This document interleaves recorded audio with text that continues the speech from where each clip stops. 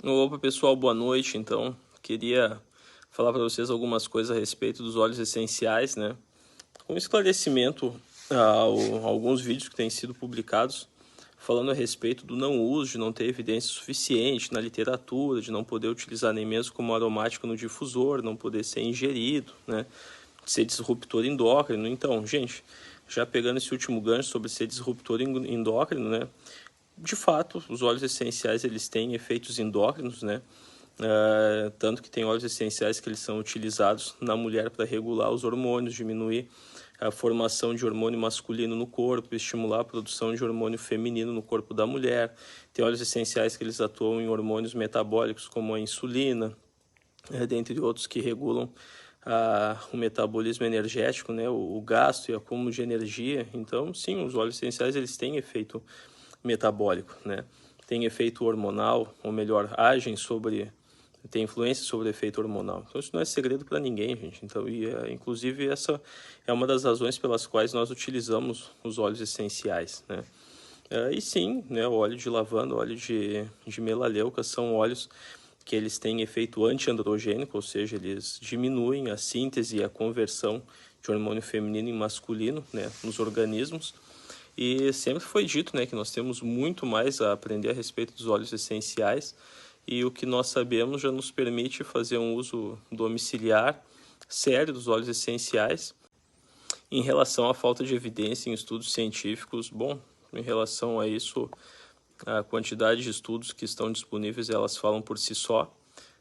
Quando o pessoal fala que não existem estudos robustos, eles estão falando de não existirem ensaios clínicos randomizados realizados em larga escala.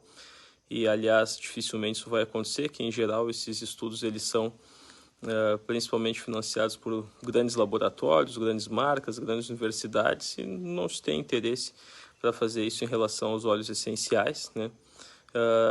Tem vários estudos de menor porte mostrando as evidências, a plausibilidade biológica dos óleos essenciais. Tem vários médicos que utilizam óleos essenciais, né?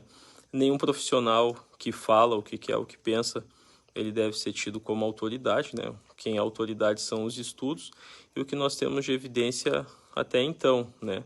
Por isso são utilizados pequenas doses, né? Nós sabemos que em relação ao uso aromático, existem vários estudos mostrando os benefícios, né, do uso aromático do óleo essencial. Em relação à ingestão de óleo essencial, nós também temos literatura mostrando os benefícios, as indicações e o porquê. Eu mesmo sempre falei que a gente não sabe exatamente qual a dose tóxica, então, por conta disso, alguns óleos a gente não sabia quantas gotas nós poderíamos dar, se era 10, se era 15, se era 20 ao dia. Então, por conta disso, a gente sempre utiliza a menor dose possível. Em alguns curtos períodos, a gente utiliza pequenas doses. Isso vale para não somente para óleos essenciais, mas para qualquer substância, né?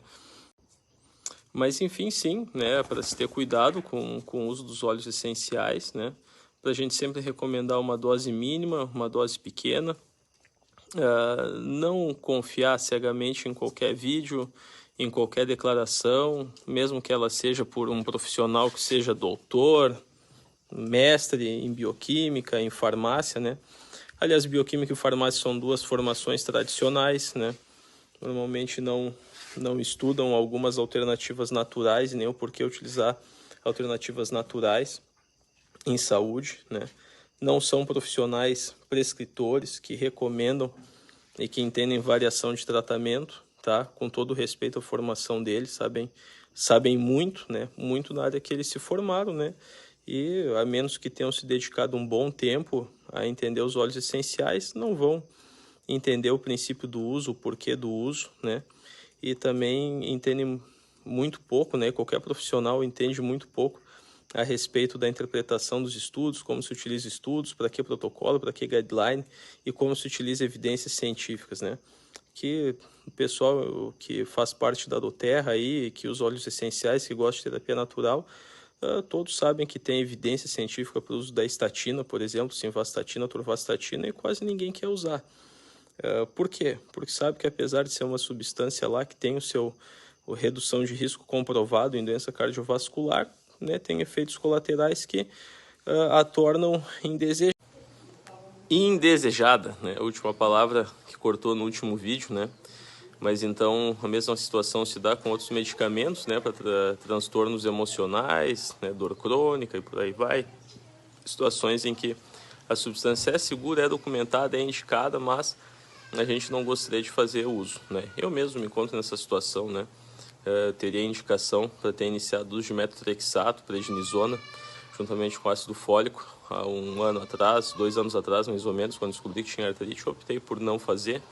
Apostei na medicação e nos óleos essenciais, estou aqui, né, com a saúde cada vez melhor. E tem vários outros relatos por aí de outras pessoas que utilizaram os óleos.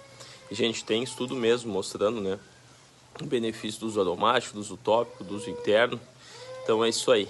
Valeu, vamos seguir utilizando com cuidado, né, com estudo e sim, evitando atitudes irresponsáveis de dizer que pode passar à vontade, né, sem controle de dose. Mas o óleo essencial está aí para nos abençoar e não para restringir o uso, né? Imagina, tem receptor celular, tem substâncias que são estudadas que mostram a redução de produção de fatores inflamatórios, né?